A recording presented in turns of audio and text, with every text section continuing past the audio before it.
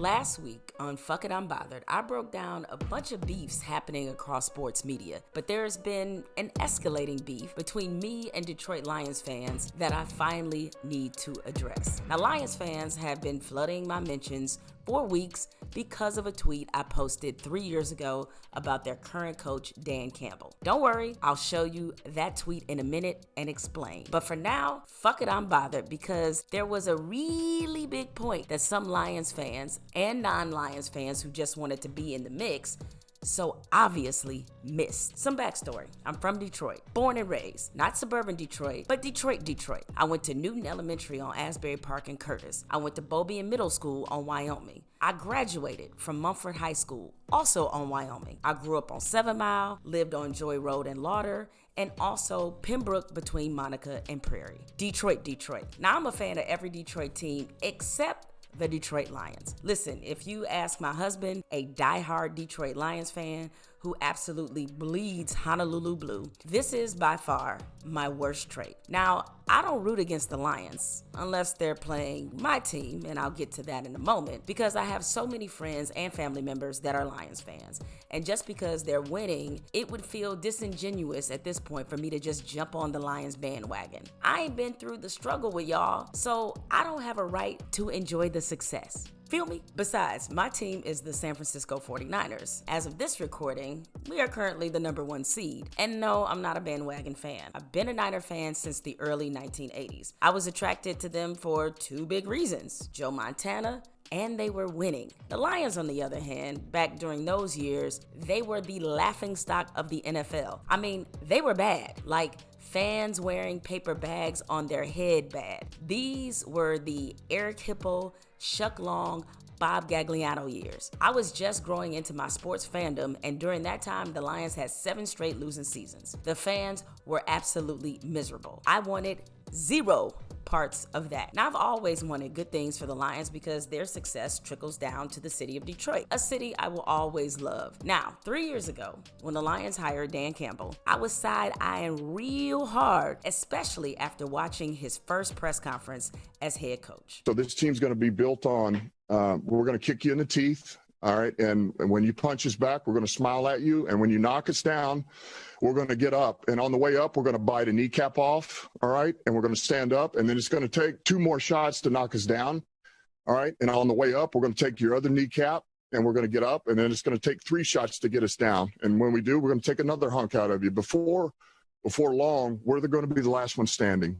All right. That's going to be the mentality. A little strange, huh? So I tweeted, "This is who black coaches are losing opportunities to. Good old Mr. Bite Your Kneecaps man." Now, if you look at some of the comments underneath my tweet, you'll see I am not the only one who thought his press conference was bizarre at best. From legendary sports writer and columnist Bob Ryan, who tweeted, "All I could think while watching this was John Belushi, remembering when the Germans bombed Pearl Harbor. Haven't Lions fans suffered enough?" By the way, that's a reference to Animal House, in case you weren't familiar. My friend, USA Today columnist Mike Freeman, wrote a column on Campbell after that press conference. The headline for his column: "Detroit Lions' new coach, Dan Campbell, unlike Eric Bieniemy, has luxury of being a meathead." Eric Bieniemy, who is black, was the brilliant offensive coordinator for the Kansas City Chiefs at the time, and despite the success of the team and the explosiveness of the offense, Bieniemy had been passed over several times for head coaching positions. From an unknown Twitter user named Mitch Brenneman: "Anyone want to place a futures wager with me he's gone in 3 years and the Lions still suck?" From another Twitter user: "Is this supposed to be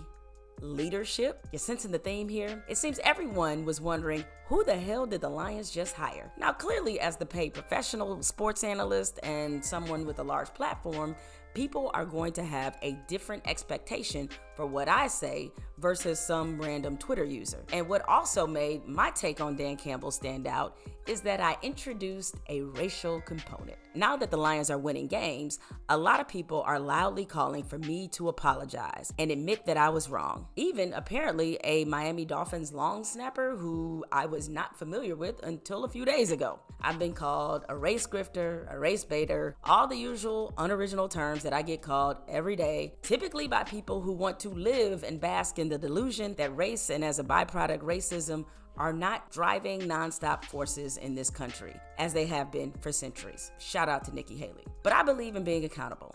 So here goes.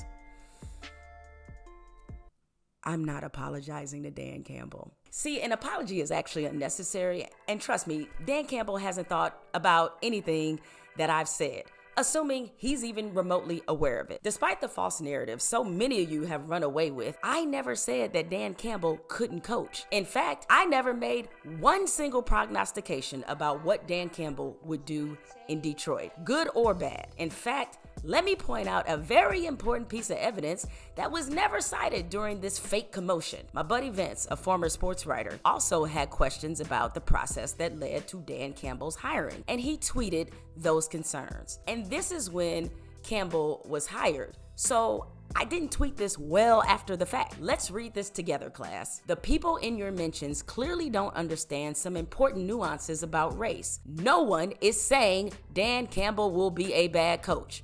But all the white folks in your mentions cannot point to a single example of a black coach having this kind of opportunity. My beef was never with Dan Campbell. My beef was with the process that often opens the doors for people like Dan Campbell. But those same doors often aren't open for black coaches with similar or better experience. Let me learn you. When Dan Campbell was hired, he'd been coaching for about 12 years. He primarily had served as a tight ends coach in the NFL. The only head coaching experience he had was when he served as interim coach with the Miami Dolphins for 12 games, during which he went 5-7. He'd also just been with just two NFL teams, the Dolphins and the New Orleans Saints. For most coaches, black, white, or otherwise, the usual path to a head coaching job is through the coordinator position, because in that role, a coach typically calls the plays and creates the necessary schemes and adjustments that indicate his knowledge of the game. It's considered a thinking man's position, but just like with the quarterback position, black coaches have had to fight hard to get these coveted coordinator jobs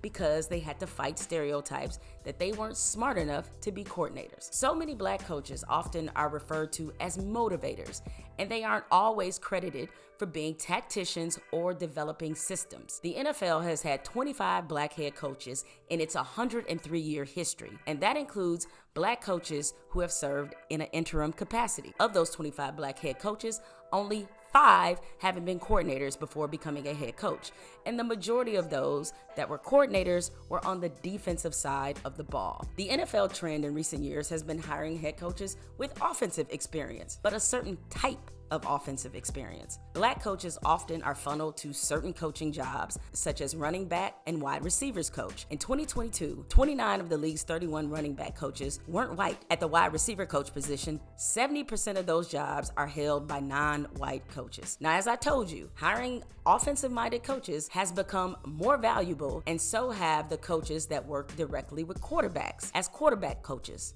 According to the most current data, 70% of offensive coordinators are white, and white coaches make up 81% of quarterback coaches across the league. So while black coaches are getting coaching jobs, they aren't exactly getting the jobs that are in the direct pipeline to NFL head coaching positions. And when they do, they still wind up getting passed up, like Eric Bieniemy and Byron Leftwich, who has been the offensive coordinator for the Tampa Bay Buccaneers since 2019 and won a ring with legendary quarterback Tom Brady. Now let's get back to Dan Campbell. The Lions were clearly thinking outside the box because Campbell is an exception, period, because he was never a coordinator and he got a head coaching job. But I just tend to notice the out-of-the-box thinking seems to be largely reserved for white coaches. They tend to be the exceptions, the ones that NFL teams want to take a chance on and believe in. For example, the Giants hired Joe Judge as a head coach in 2020. Judge had been coaching in the NFL for 8 years as a special teams coordinator, which is not the coordinator position that is the precursor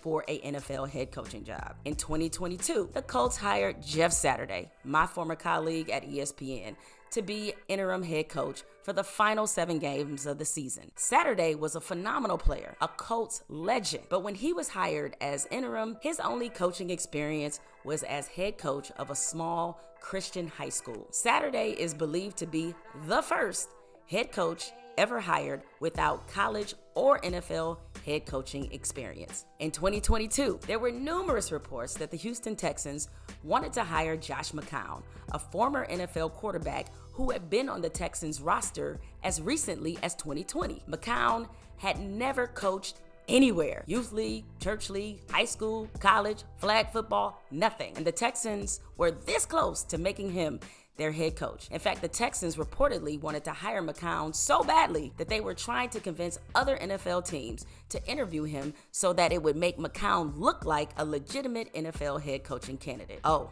the absolute caucasity. The Texans were soundly criticized for their interest, and it shamed them into hiring David Culley, a black coach who they fired after one season. A lot of people believe Culley was hired to just bide more time until they could hire McCown. When they fired Culley, they interviewed McCown again for the head coaching job, and that same criticism resurfaced. So the Texans hired Lovie Smith, who is black, let him tank for a season, and they fired him. And now they have D'Amico Ryans, a black coach, excellent, who got the team to the playoffs in his first season. As they say, God blesses fools and babies alike. Overall, there's a pretty decent list of white coaches who have been hired as head coaches who have never been a coordinator. Andy Reid, John Harbaugh, to name a few off the top of my head. But it's less about how good these coaches turned out to be and more about how more often than not, white coaches are routinely given the benefit of the doubt, even when their resume doesn't quite match what the industry standard has been. I'm not saying you always have to go with the industry standard. Sometimes you do have to go with your gut, and things are instinctual. But those gut hires and that instinct always lands on a white guy. Meanwhile, black coaches often have to be over-prepared for the minimum consideration. And even when they are, they still are going to be scrutinized completely differently. In that USA Today report on the obstacles that black coaches face, they listed the feedback that black coaches often receive when they aren't hired for a job. And keep in mind, this is according to league officials. Number 1, never called plays, something Dan Campbell reportedly didn't do before he became a head coach. Another one is too many friends listed on the potential coaching staff. Meanwhile, during the 2022 season, 12 of the 34 NFL head coaches were related to a current or former coach in the league. In fact, of the 717 on-field coaches that season, 13% of them had a father, son, or a brother who is a current or former NFL head coach. Of those with the family connections, 93% were white. In other words, for black coaches, having friends on the coaching staff, bad. For white coaches, nepotism, good. Another piece of feedback black coaches commonly receive: didn't interview well. So again, getting back to Dan Campbell, when I was critical of his introductory press conference, I was thinking about how black coaches are told they have to carry themselves a certain way in order to be more appealing. And I know for sure a black coach could not have told a room full of media that his team was going to be eating sauteed kneecaps. The NFL created the Rooney Rule in 2003 to try to fix the institutional issues that led to so few black coaches having been hired as head coaches. The Rooney Rule at first required teams to interview at least one minority head coaching candidate every time a head coaching position became available. That rule has since expanded, and now NFL teams are required to interview at least 2 external minority candidates for every head coaching position and 1 external minority candidate for a coordinator job, and at least 1 minority or a female candidate for senior executive level positions. Dan Campbell has done a hell of a job and deserves the credit. The Lions weren't racist for hiring him, which is something I never said. They found their guy, and the city of Detroit is better off for it. The Lions won their first division title in 30 years. They beat the Los Angeles Rams in the wild card round of the playoffs, their first playoff victory in 32 years. Based on everything that matters, Dan Campbell appears to be the real deal. But I'm hoping that when NFL owners and general managers are looking at coaching prospects, they can see Dan Campbell in a black coach. For example, the Patriots just made an atypical hire in Jared Mayo, who is the first black head coach in team history. Mayo is just 37 years old and has served as linebackers coach for the Patriots the last 4 years. He played for the Patriots for 7 years and was very beloved.